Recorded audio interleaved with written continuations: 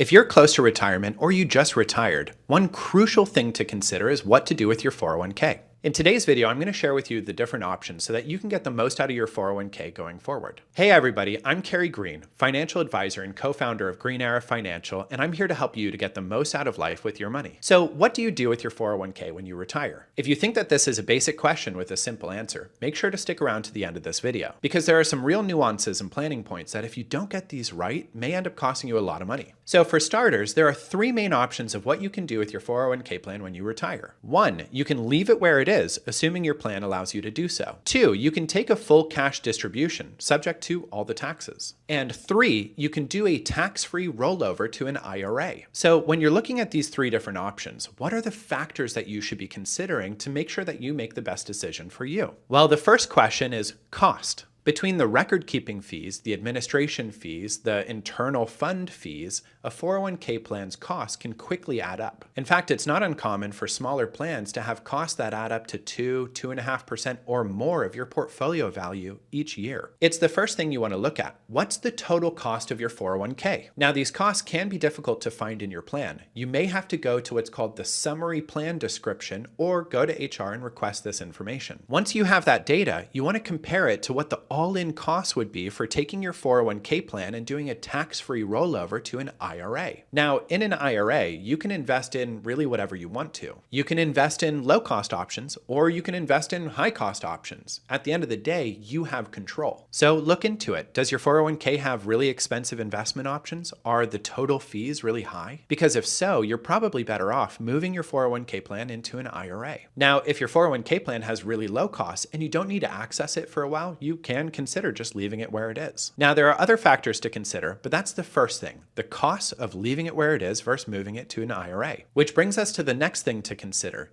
ease of use and control. One of the issues with a 401k plan is, generally speaking, anytime you want to make any changes, you usually have to submit some paperwork. If you want to take a withdrawal or do a Roth conversion or rebalance your portfolio, it's not really super easy to do. Now, this may not seem like a big deal, but one of the biggest goals of finance and retirement is to think less about finances. And if you have to go through multiple steps or some long, cumbersome process, you're going to be less likely to do that thing, even if it's better for you financially. So if you're less likely to do a rebalance or withdrawal or Roth conversion because of the extra hassle in the 401k plan, that's a real downside. Now, thankfully, with an IRA, these things are not difficult typically. With an IRA, individual retirement account, you personally own and control it. So it can be way easier for you to do things like trade or rebalance with it. So consider this, which of these options gives you the most ease of use and control? The next thing to look at is investment options. With an IRA, you have thousands and thousands of investment options. You can invest in basically any stock, ETF, or mutual fund. Whereas with a 401k, you're going to be limited to a much shorter list of investment options unless you have a self-directed brokerage option. You might have 10 investment options or 50 investment options or more or less in your 401k.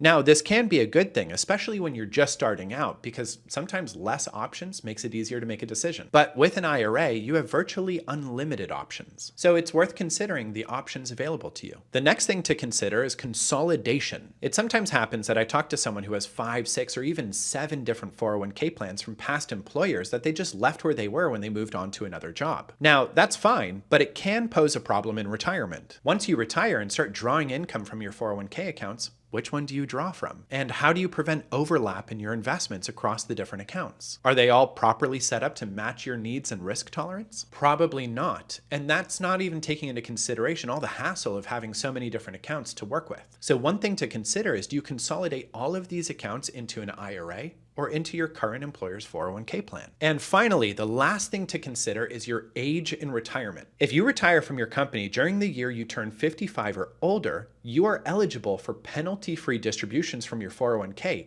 even if you're not 59 and a half or older. But that's not the case with an IRA. So if you're looking to retire before age 59 and a half, a key thing to consider is leaving a portion or all of your money in your 401k plan so that you can draw from that until you do reach age 59 and a half. And as a final note, if you have after-tax contributions in your 401k, which is different than Roth contributions, or you have your company's stock in your 401k plan, Things get pretty complex from there, and it's best to consult a financial advisor before you make any moves. And once again, I'm Cary Green, co-founder of Green Era Financial, and if you're interested in finding out how we help our clients at Green Era Financial get the most out of life with their money, visit us at greenerafinancial.com.